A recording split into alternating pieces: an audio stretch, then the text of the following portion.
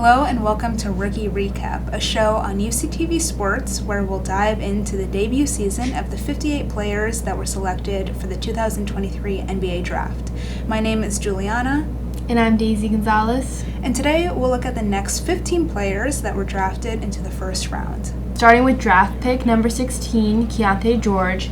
He adds a great addition to the Jazz. He said that he relieves the pressure off the other players, and this has been showing in his recent 5 games. His points have been ranging from 11 to 21, and in the recent game against the Bucks, he showed that he's an impressive addition all throughout the game.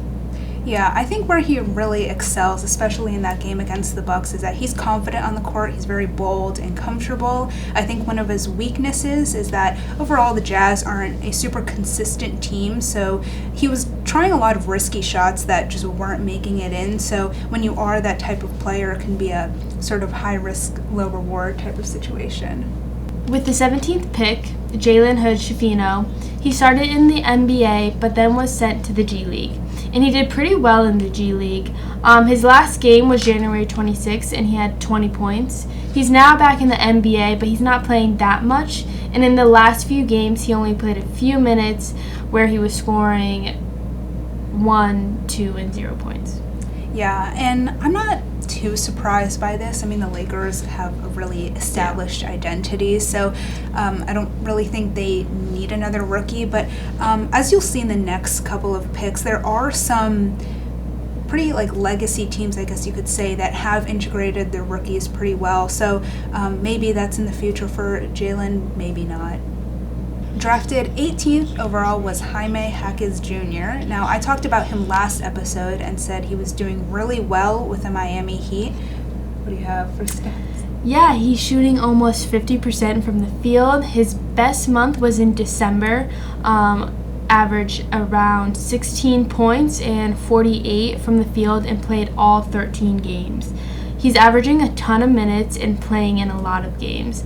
However, now that Jimmy Butler is back, he's not playing as many games, and in his last 5 games, his points have ranged from 8 to 12. He's second in most steals average per game at 1.2. Yeah, I think he's a really good player, and obviously he showed that when he was with Miami Heat when Jimmy Butler was out. So I'm hoping that they're saving him for something big in the future. I do think he has a lot of potential. Maybe where his weaknesses lie, he's not that bad at three-point shooting. He's at 32.8%, but maybe if he works on that, he could be an even better addition to the Heat. With the 19th pick, Braden Penski, he's another player that's been contributing really well to a team.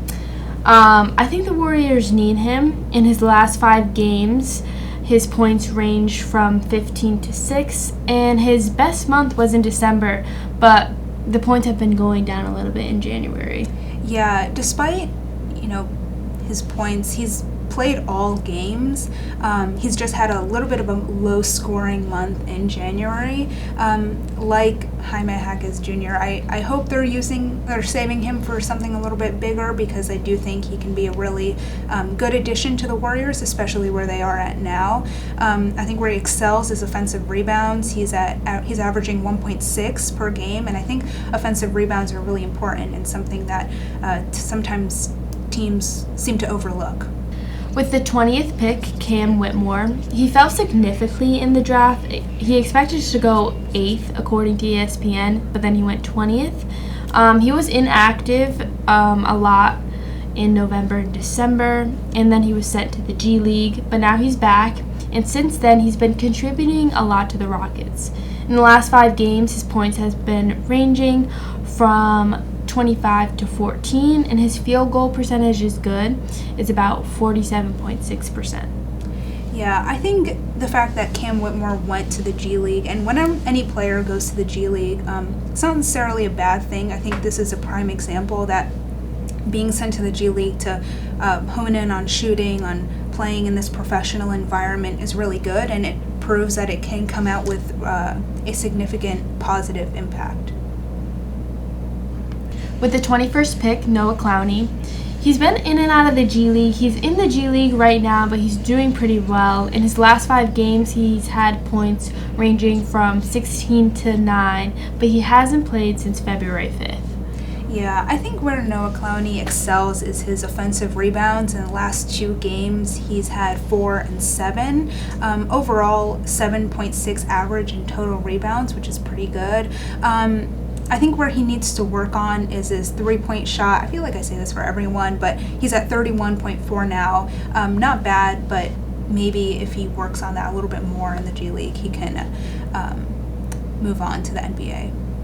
With the 22nd pick in the 2023 NBA Draft, the Brooklyn Nets select Dariq Whitehead from Duke University. With the 22nd pick, Dariq Whitehead, he had a season-ending injury in his left shin, but the surgery went successful, so... Yeah, that's good that his surgery was successful. Unfortunate, obviously, that he has an injury and can't play for the rest of the season. Hopefully he'll be able to play in the future.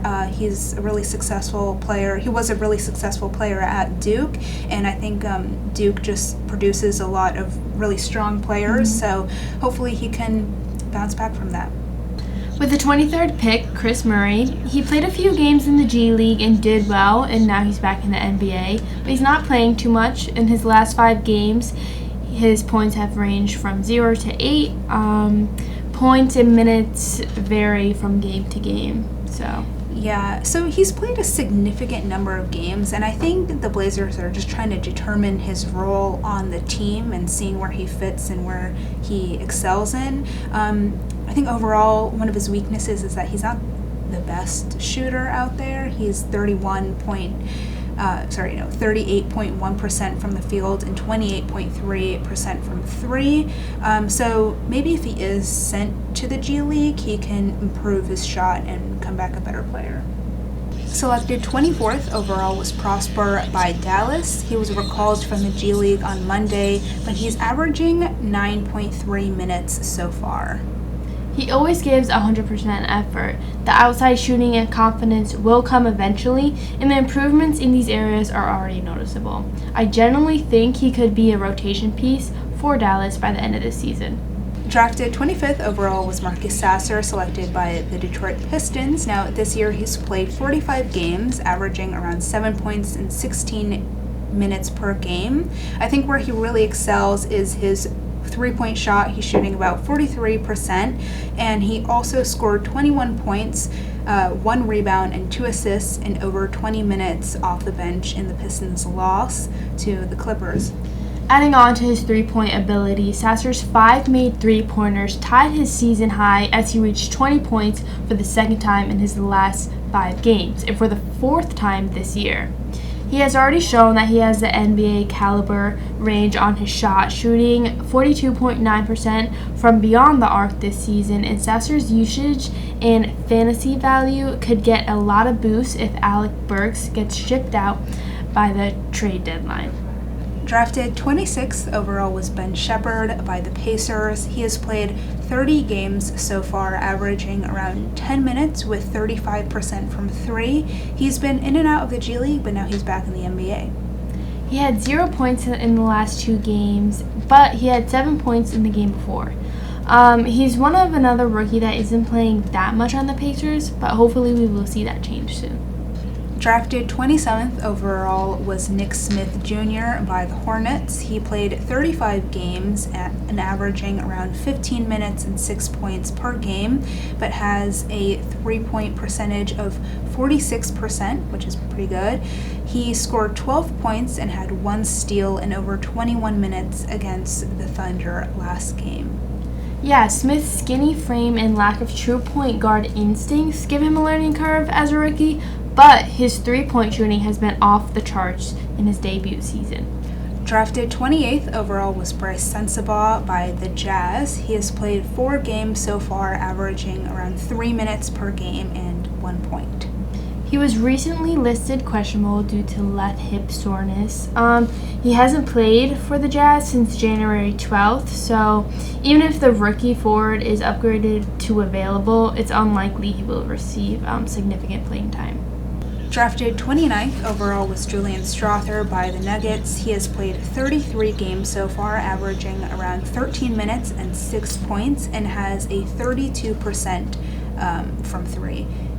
Despite his playing time, he was sent to the G League last Saturday.